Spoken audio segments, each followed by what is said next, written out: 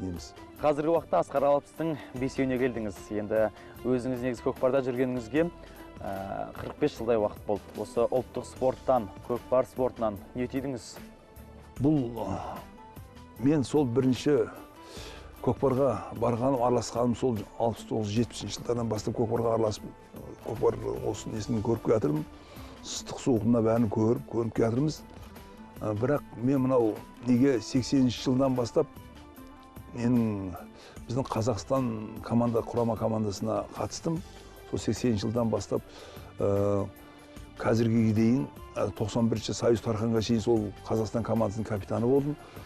Сол кезде біздің балаларымыз 9 мәрте, біздің Қазақстан 9 мәрте жеңімпаз атандық.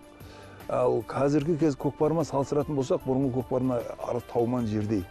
Бұрынғы жастарымыз да барлығы көкпар шапқан кезде намысқа шабатын.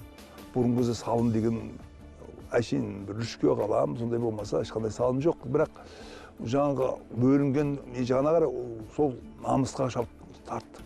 Қазіргі кезде көкпар совсем басқаша болып кетті. Мысалы, қазір жаппай көкпарларымызда 70-60 салымсыз болмайды. Ең кем дегенде 70-60 салым тігіледі. Ол салымның бәрі ең құрғаны 10 мыңнан басталады, 20 мыңнан 100 мың мәшіне тігіліп жатыр.